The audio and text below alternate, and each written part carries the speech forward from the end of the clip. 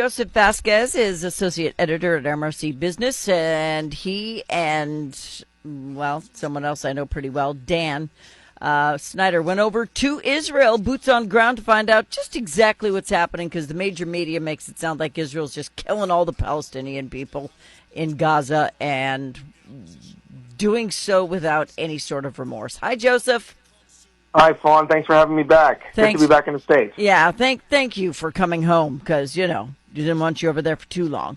Now, I have friends who live on the Gaza Strip. Like, they live on the mountains in Israel in a condo where they can watch everything that's going on. They said that our national news is lying about everything. Yep, it's actually exactly right. We met with some of the people who lived in the kibbutzim that was attacked by Hamas. And these are the peaceniks. These are the lefties. If anyone was pro-Palestine, it would be these people living on the border of the Strip. They would hire Palestinians to apparently work their lands, and these are the communities that Hamas attacked first.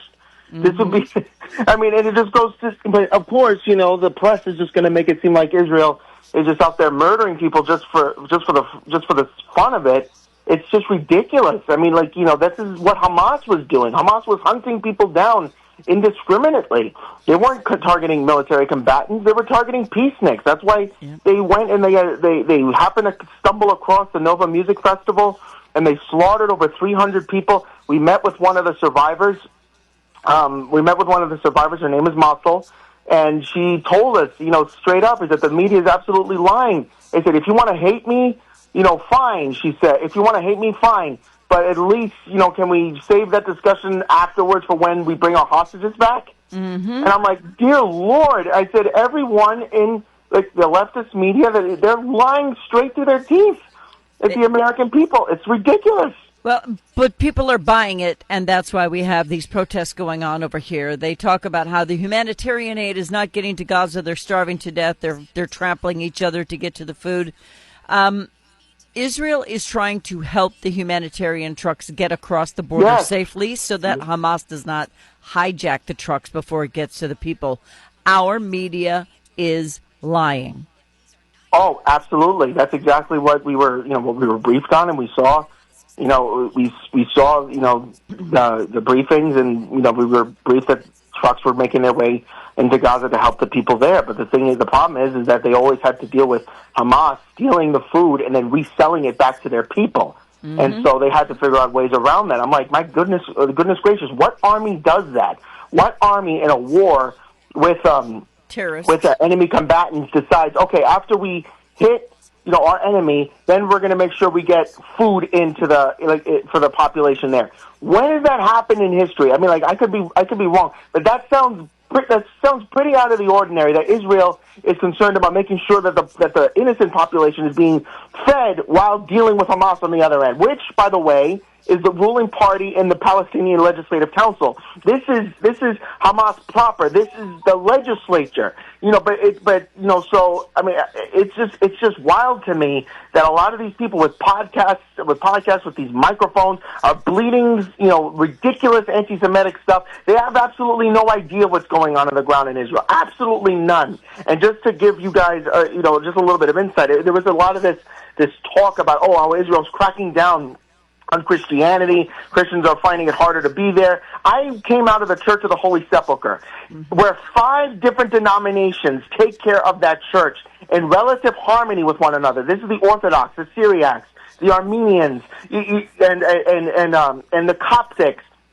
And what's amazing is that thousands of people come on a day-to-day basis to come and honor Christ's sacrifice there. That doesn't exactly look like persecution to me. And I got the news about this new narrative that's coming out about Christians being persecuted right as I was leaving the Church of the Holy Sepulchre. And the person that was leading us and talking about the wonders of Christendom was a Jewish tour guide. It was just insane to me that I'm seeing this on the internet, and meanwhile, the evidence does not back that up one bit. These people have no idea what they're talking about. They don't. And I would also like to point out that there are a lot of active and every kind of religion, even Muslims in Israel, who don't get persecuted. Exactly right. I mean, in Jerusalem, the Muslims have their own quarter, the Christians have their own quarter, the Jewish people have their own quarter, and people are walking in and out of that place. I mean, you know, like the Jewish people are walking through the Christian quarter or the Jewish quarter, and the Christians are walking through there. I mean, there's such amazing diversity. I've never seen such a thing like this. And when I went to go pray at the Western Wall as an evangelical Christian, I was praying right next to Orthodox Jews who were praying there as well. They weren't bothered by me being there. That's right. I mean, but the thing is, if you would listen to the media, you would think, oh gosh, you know, the Orthodox Jewish people, they hate Christians. It's such a lie. It is. I mean, it's insane, and to me. And then when we met with IDF soldiers as well, we managed to talk to a few of them. A lot of these people who are they're 20, 21 years old, even young women serving in leading roles in the IDF. And I'm like, you wouldn't find this anywhere else. And they're speaking fluent English, like you just met them back in the States. And these are the people that are getting excoriated by media talking heads in ivory towers. It enraged me. It just enraged me to see the disconnect between reality and the falsehoods we deal with back here in the leftist media. Okay, we've got 1 minute left. So why do you think the media is doing this? What's the benefit of doing this? Well, I actually talked with a Holocaust survivor. I'm not going to mention his name out of respect. He admitted to me he's a bit of an introvert, but he told me that the same stuff that led to what went on in the Holocaust in the 1930s and before that, with the pogroms, is the same kind of narrative that he's seeing being disseminated in today's media. That always when there was persecution of the Jews, it was always preceded by information smearing of the Jewish people, and he's scared because he sees the exact same thing taking place. It's a deep-seated, ancient hatred for the Jewish people, and why? Because guess what? The foundation of Western civilization stem from there, and guess what? I mean, the Jewish people, according to the Bible, you know, they are the descendants of Abraham, the chosen people. I mean, that shouldn't be a mark, you know, for hatred. That should be a mark for honor, you know, for them. But of course, you know, the leftist media is just perpetuating the same stuff that they did back in the 30s and the 20s. What the New York Times did in burying the Holocaust, they're doing pretty much the same thing and being the echo chamber for Hamas. Yes. It's just deep-seated anti-Semitism. I can't describe it any other way. Yeah, and unlike the people who have accepted Jesus as their Lord and Savior and believe in the one true God, they make the Jews a target because they want to finish them off so Christianity will die. And I'm sorry, but that's never going to happen. So, actually, exactly not right. Sorry. All right, where do people go to learn more about your trip, Joseph?